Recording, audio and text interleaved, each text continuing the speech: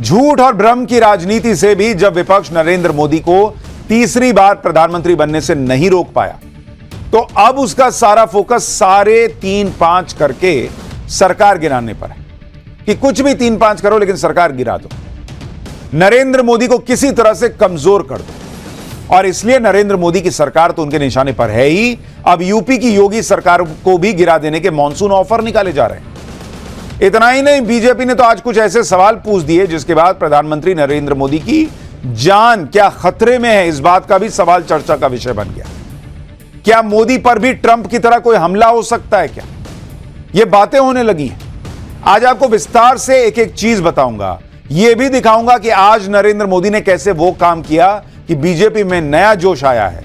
लेकिन पहले देखिए कि जब सारे तिकड़म लगाकर इंडी गठबंधन नरेंद्र मोदी को तीसरी बार पीएम बनने से नहीं रोक पाया, तो अब वो बीजेपी के सबसे चर्चित मुख्यमंत्री योगी आदित्यनाथ को रोकने में लगा है।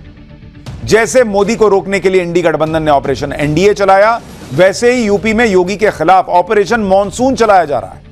जैसे इंडी गठबंधन ने एनडीए में फूट डालने की कोशिश की, वैसे ही यूपी में योगी के खिलाफ बीजेपी में फूट डालने की कोशिशें हो रही हैं।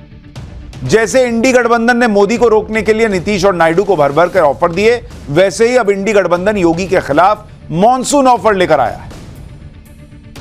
दरअसल इंडी गठबंधन जून से यह माहौल बना रहा है कि नरेंद्र मोदी की सरकार तो अब गिरी कि तब गिरी। लालू यादव कह चुके हैं कि अगस्त में नरेंद्र मोदी की सरकार नहीं बचेगी, लेकिन जब इंडी गठबंधन को मोदी की सरकार गिराने के कोई आसार नहीं दिख रहे, तो अब वो यूपी में हाथ पैर मारने लगे ताकि ये कह सके कि अगस्त में उन्होंने कोई तो क्रांति कर ही दी। आप ये देखिए कि कैसे इंडी गठबंधन योगी आदित्यनाथ के पीछे हाथ पैर धोकर पड़ गया है।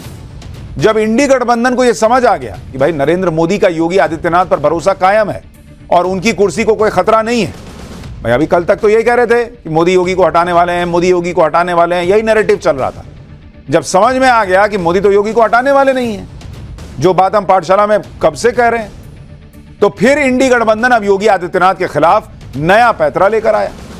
योगी आदित्यनाथ के कट्टर सियासी दुश्मन अखिलेश यादव ने सोशल मीडिया में खुला ऐलान कर दिया कि मॉनसून ऑफर 100 लाओ, सरकार बनाओ।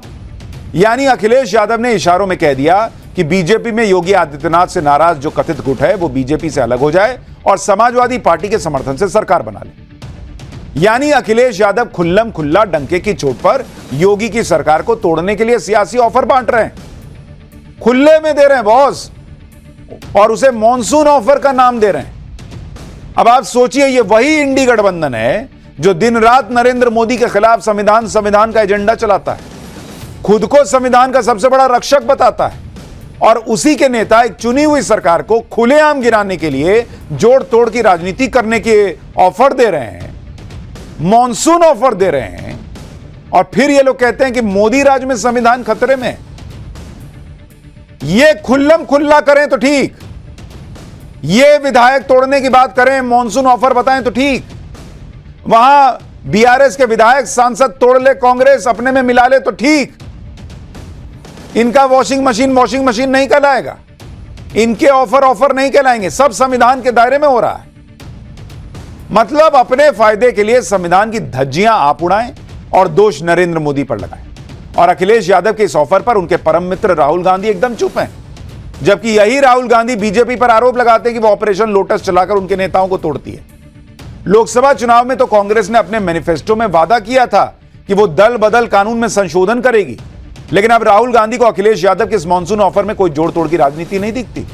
और कैसे दिखेगी जब उनकी खुद की सरकार तेलंगाना में जोड़ तोड़ कर रही है, धड़ाधड़ कांग्रेस में बीआरएस के लोग शामिल हो रहे हैं। किस मुंह से राहुल गांधी सवाल पूछेंगे अखिलेश यादव से?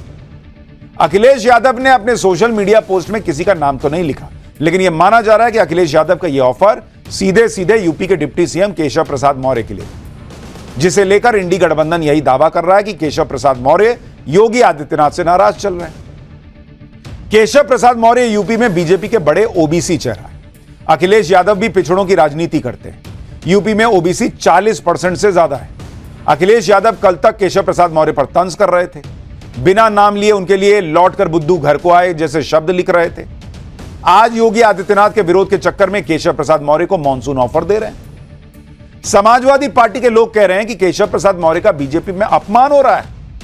उन्हें अपना सम्मान पाने के लिए अखिलेश का ऑफर मंजूर कर लेना चाहिए। यह वो पार्टी कह रही है जिस पार्टी पर आरोप है कि भाई मुलायम सिंह तक का अपमान हुआ, चाचा शिवपाल का अपमान हुआ, अखिलेश यादव ने सारी सत्ता पार्टी की अपने हाथ में ले ली, बड़ों का अपमान करके। यह आरोप समाजवादी पार्टी पे लगता रहा। वो आज याद दिला रहे हैं कि बीजेपी में किसका अपमान और सम्मान हो रहा है। सुनिए एक बार समाजवादी पार्टी के प्रवक्ता मनोज यादव क्या कह रहे हैं, फिर आपको आगे की बात बताता हूं। तो अगर किसी को लगता है कि हम बड़े कद के नेता हैं, हमारा कद बड़ा है उत्तर प्रदेश में, हमारी वजह से सरकार बनी थी, तो उनको अपने सम्मान को और अपनी जो उनके तमाम सारे फॉलोअर हैं उनके बारे में सोचना चाहिए। 100 लाओ, मुख्यमंत्री की गद्दी पाओ, सरकार बनाओ और सम्मान पाओ। अच्छा, ये पिन मारने का प्रयास कर। 2 दिन पहले तक ये लोग कह रहे थे कि योगी तो जाने वाले हैं, अब दूसरे को मनाकर दूसरे को अपनी तरफ खींच के योगी को सत्ता से हटाने का प्रयास कर रहे हैं। यूपी में कांग्रेस के तो सिर्फ 2 विधायक हैं, वो न तो सरकार बना सकती है न गिरा सकती है, लेकिन इस बहती गंगा में कांग्रेस भी हाथ धोने में घुस गई। कांग्रेस के प्रदेश अध्यक्ष अजय राय कह रहे हैं कि यूपी में अब कुछ संभलने वाला नहीं है, बीजेपी की लड़ाई और बढ़ेगी। अजय राय को सुनिए, फिर आपको बताऊंगा कि क्या वाकई 100 विधायक और जोड़कर अखिलेश यादव सरकार बना लेंगे। सिराथू वाला दर्द और बढ़ गया है। जो सिराथू हारे उनको हरवाने के बाद वो और चीजें सामने खुलकर आ गई। उस पर राष्ट्रीय नेतृत्व ने ध्यान नहीं दिया, वो रास्ता इनको मुख्यमंत्री बनाए नहीं, मुख्यमंत्री बनना चाहते थे। अब वो पूरा का पूरा कैंसर का रूप ले लिया और विवाद बढ़ता जा रहा है और अब तो संभलने वाला नहीं है, कुछ भी कर लें। तो मैं समझता हूं कि अब जो चीजें चल रही हैं वो दिन प्रतिदिन बढ़ती जा रही हैं। जिन केशव प्रसाद मौर्य के नाम पर इंडी गठबंधन माहौल बना रहा है, वो केशव प्रसाद मौर्य तो एकदम रिलैक्स दिख रहे हैं। ये केशव प्रसाद मौर्य की तब की तस्वीर है जब वो दिल्ली में बीजेपी अध्यक्ष जेपी नड्डा से मिलकर लखनऊ लौटे। एयरपोर्ट पर केशव प्रसाद मौर्य एकदम तनाव मुक्त दिखे, उनके चेहरे पर हंसी थी। उन्हें देखकर तो ऐसा नहीं लगा कि वो बहुत नाराज हैं और आला कमान से कोई फटकार लगी है या बीजेपी में उनका कोई अपमान हुआ है। केशव प्रसाद मौर्य की बॉडी लैंग्वेज बता रही थी कि इंडी गठबंधन बिना बात के माहौल बना रहा है। और जो अखिलेश यादव केशव प्रसाद मौर्य को ऑफर दे रहे हैं, उन्हें तो कल ही केशव प्रसाद मौर्य ने कह दिया था कि यूपी में उनकी वापसी नहीं होगी, यानी अखिलेश यादव की वापसी नहीं होगी। अखिलेश यादव तो अपनी पोस्ट में किसी का नाम नहीं ले रहे, लेकिन केशव प्रसाद मौर्य ने तो बाकायदा नाम लेकर कहा था कि सपा बहादुर श्री अखिलेश यादव जी, बीजेपी की देश और प्रदेश दोनों जगह मजबूत संगठन और सरकार है। सपा का पीडीए धोखा है, यूपी में सपा के गुंडाराज की वापसी असंभव है। बीजेपी 2027 विधानसभा चुनाव में 2017 दोहराएगी। ये तो केशव प्रसाद मौर्य ने ट्वीट किया था कि अखिलेश यादव ने ऑफर तो दे दिया कि 100 लाओ, सरकार बनाओ, लेकिन इस ऑफर में उन्हीं का मजाक बन गया, क्योंकि 100 विधायक तोड़ना हंसी मजाक नहीं है। 100 विधायक है बॉस, कोई 10-20 विधायक नहीं है कि कर लिया आपने, इधर कर लिया मान। लेकिन यहां 100 विधायकों की बात कर रहे हैं, उन्हें तोड़कर ले आने की बातें हो रही हैं।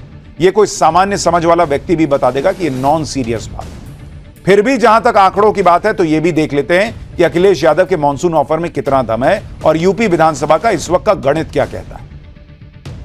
यूपी विधानसभा में कुल 403 सीटें, जिनमें 10 सीट खाली है, इसलिए बहुमत के लिए आंकड़ा 197 का है। यूपी विधानसभा में बीजेपी के पास अकेले खुद के 251 विधायक हैं। 13 सीटें अनुप्रिया पटेल की अपना दल की हैं, 8 सीटें जयंत चौधरी के आरएलडी की हैं। इसके अलावा 6 सीट ओम प्रकाश राजभर की पार्टी की है, 5 सीट निषाद पार्टी के पास है, यानी कुल मिलाकर बीजेपी गठबंधन की 283 सीट, जबकि विपक्ष में समाजवादी पार्टी के पास 105 सीट और कांग्रेस के पास गिन के 2, यानी कुल मिलाकर विपक्ष के पास 107 सीट। यानी एक तरफ एनडीए के पास 283 और दूसरी तरफ इंडी गठबंधन के पास 107, यानी आधे से भी कम। जब सरकार और विपक्ष की ताकत में इतना बड़ा अंतर हो, ऐसी स्थिति में सरकार बनाने के बारे में सोचने लगना यह अखिलेश यादव का ख्याली पुलाव। एक बार सुनिए बीजेपी के नेता सुधांशु त्रिवेदी और अखिलेश यादव के ऑफर पर उन्होंने क्या कहा है, फिर आपको बताऊंगा कि इस ऑफर के पीछे अखिलेश का कौन सा सीक्रेट गेम छिपा है। मैं उनसे कहना चाहूंगा, 100 लाओ नहीं, पहले अपना मूलधन बचाओ। जिस वोट बैंक के चक्कर में 2 लड़के साथ आए थे, अब एक लड़का बड़का हो गया है, वो लोकसभा में नेता प्रतिपक्ष हो गया है। अपना वोट बैंक बचाओ, बाद में आकर यहां ज्ञान बखारो। जब से यूपी में अखिलेश यादव ने बम्पर सीटें जीती हैं, तब से वो इंडी गठबंधन के नए हीरो बने। अखिलेश यादव को लग रहा है कि वो जो भी सियासी चाल चल देंगे वो मास्टर स्ट्रोक बन जाएगा, या जो आसपास का इकोसिस्टम है वो मास्टर स्ट्रोक बना के बताएगा। जैसे अखिलेश यादव ने खुलेआम योगी आदित्यनाथ की सरकार गिराने की कोशिश का स्टंट किया, इससे अखिलेश यादव के समर्थक तो खुश हो जाएंगे, लेकिन इंडी गठबंधन का संविधान बचाओ का नैरेटिव कमजोर पड़ जाएगा। राजनीति के एक्सपर्ट अखिलेश यादव के इस बयान को बहुत हल्का बता रहे हैं। एक बात अखिलेश यादव को यह भी समझनी चाहिए कि जब नेता एक पार्टी से दूसरी पार्टी में जाकर पाला बदलते हैं तो इस तरह डंका नहीं पीटते, ना ही सामने वाली पार्टी कोई ऑफर निकालती। चुनाव से पहले कांग्रेस के कई नेता पार्टी छोड़कर बीजेपी में गए थे, लेकिन बीजेपी ने ऐसा कोई ऑफर नहीं निकाला। अभी तेलंगाना में बीआरएस के लोग छोड़ छोड़कर कांग्रेस में जा रहे हैं, लेकिन वहां कांग्रेस ने कोई ऑफर नहीं निकाला है। अखिलेश यादव को यह पता है कि वो मॉनसून ऑफर निकाल लें या बिग बिलियन डे टाइप का कोई करारा नाम दे दें, इन सबसे योगी आदित्यनाथ की कुर्सी नहीं हिलने वाली बॉस। हो सकता है स्टंटबाजी के पीछे उपचुनाव को लेकर अखिलेश यादव की घबराहट, क्योंकि जिस तरह से यूपी को लेकर नरेंद्र मोदी खुद एक्टिव हैं, जिस तरह से उपचुनाव को लेकर योगी आदित्यनाथ ने मोर्चा संभाला हुआ है, उससे यूपी में इंडी गठबंधन में हलचल है।